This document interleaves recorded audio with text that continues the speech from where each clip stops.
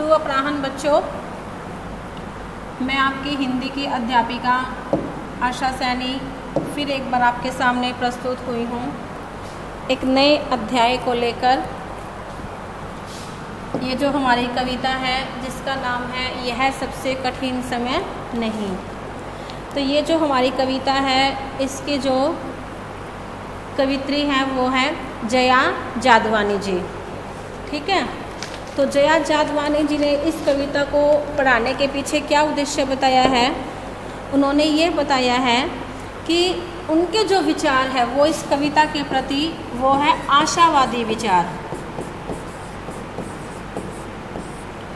आशावादी उनके विचार है वो उन्होंने प्रकट किए हैं। तो कवित्री कहती है कि हमें कभी भी निराश नहीं होना चाहिए, हमें कभी भी निराश नहीं होना चाहिए। अगर हम जीवन के प्रति निराश हो जाएंगे तो हमारे लिए जीवन व्यतीत करना मुश्किल हो जाएगा। ठीक है, अब वो क्या कहते हैं अपनी इस कविता के माध्यम से उन्होंने क्या बताया है। वो कहते हैं कि भाई जब तक हमारे पास जीवन जीने के सारे साधन उपलब्ध हैं तो वो समय हमारे लिए सबसे कठिन समय नहीं हो सकता। अब शुरू करती हूँ मैं ये कविता। नहीं, यह सबसे कठिन समय नहीं, अभी भी दबा है चिड़िया की चोंच में तिनका, और वह उड़ने की तैयारी में है अभी भी झड़ती हुई पत्ती। पहले हम यहाँ तक समझते हैं। कवित्री कहती है कि आज का समय सबसे कठिन समय नहीं है। कठिन समय तो वो होता है जब लोगों को जीवन जीने के अवसर भी उपलब्ध नहीं होते। पशु पक्षियों को भी जीवन व्यतीत करने में कठिनाई होती है, किंतु अभी तो चिड़िया की चोंच में क्या है बेटा, तिनका दबा हुआ है। और जो यहाँ पर तिनका शब्द है वो ये बताता है कि भी चिड़िया को भोजन भी मिल रहा है और उसे रहने के लिए आश्रय भी मिला हुआ है। इसी के सहारे चिड़िया स्वतंत्रता पूर्वक उड़ने के लिए तत्पर है।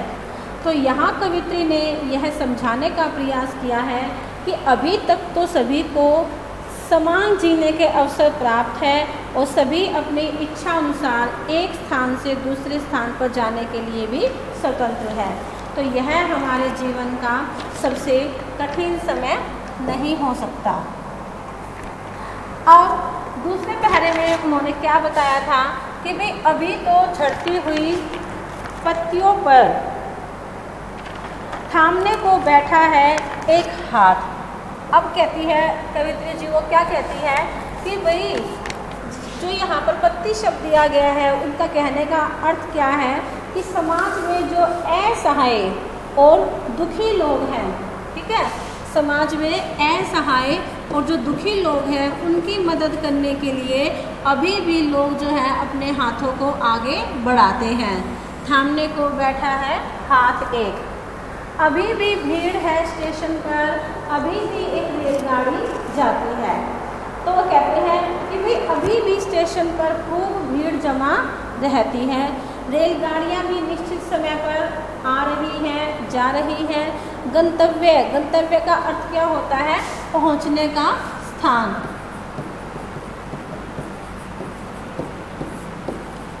जो रेलगाड़ियां हैं वो एक स्थान से दूसरे स्थान पर आ रही है, जा रही है। तो इसका अर्थ क्या है कि भाई यह सबसे कठिन समय नहीं है। जहां कोई कर रहा होगा प्रतीक्षा, अभी भी कहता है कोई किसी को कि जल्दी आ जाओ, अब सूरज डूबने का वक्त हो गया। तो रेलगाड़ियां भी निश्चित समय पर आ रही हैं, जा रही हैं, जहां उनकी मंजिल है वो वहां पर पहुंच रही है। और कोई दूर बैठा हुआ अपने लोगों की राह देख रहा होगा। तो कहने का भाव यह है कि जो जीवन की गतिविधियां हैं वो सब सामान्य रूप में हो रही है। अभी भी कोई किसी को कहता है कि जल्दी आ जाओ, सूरज डूबने का वक्त हो गया। यानी कि ये हमारे समाज की या परिवार की मान्यता है कि जब सूरज यानी कि दिन छिपने का जब समय हो जाता है तो घर में सभी सदस्यों का आना आवश्यक हो जाता है। और हम कहते हैं कि भाई दिन छिपने के बाद तो घर से बाहर नहीं निकलना चाहिए। तो जो हमारे परिवार के लोग होते हैं उन्हें हमारी फिक्र होती है, चिंता हो जाती है। अब क्या कहती हैं कवित्री जी आगे, उस कथा का आखिरी हिस्सा जो बूढ़ी नानी सुना रही सदियों से दुनिया के तमाम बच्चों को, अभी आती है एक बस अंतरिक्ष के पार की दुनिया से। अब कथा शब्द का अर्थ क्या होता है? कथा शब्द का अर्थ होता है कहानी। आखिरी हिस्सा यानी कि अंतिम भाग। जो बूढ़ी नानी सुना रही सदियों से दुनिया के तमाम का अर्थ होता है सारे बच्चों को, अभी आती है एक बस अंतरिक्ष के पार। अंतरिक्ष का अर्थ क्या होता है? आसमान। लाएगी बचे हुए लोगों की खबर नहीं, यह सबसे कठिन समय नहीं है। तो अब कवित्री क्या कहती है कि अभी भी अतीत की उस कहानी का अंतिम भाग कहा और सुना जाता है, जिसे बूढ़ी नानी और दादी बचपन से हमें सुनाती आई है। यानी कि कहने का अर्थ यह है कि समाज, जीवन और उनके जो संबंध हैं वो अभी भी वैसे ही बने हुए हैं जो कि पहले होते थे। कवित्री कहती है कि अभी अंतरिक्ष से एक बस आएगी दूसरे किनारे से, और वह बस अंतरिक्ष के पार बचे हुए लोगों का समाचार लेकर आएगी, जो कठिनाइयों का सामना करते हुए सफलता प्राप्त करते हैं। कहने का भाव यह है कि जीवन में कठिनाइयाँ हर समय रही हैं, रहेंगी, और लोगों ने उन पर विजय भी प्राप्त की है। इसलिए कहा जाता है कि यह सबसे कठिन समय नहीं है। कठिन समय नहीं है, इसीलिए कवित्री ने हमें ये बहुत सारी बातें बताई है और हमें यह समझाने की कोशिश भी की है कि यह हमारे जीवन का सबसे कठिन समय नहीं है। तो बच्चों, अब कवित्री ने हमें इस कविता के माध्यम से बहुत सारी अच्छी बातें बताने की कोशिश की है।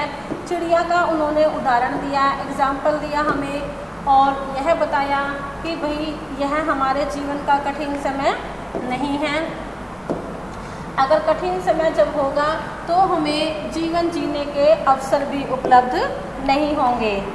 तो इस कविता को मैं यहीं पर ही समाप्त करती हूँ। अगर फिर भी आपको कोई दिक्कत आती है तो आप मुझसे इसे पूछ सकते हैं, समझ सकते हैं। ठीक है, तो धन्यवाद।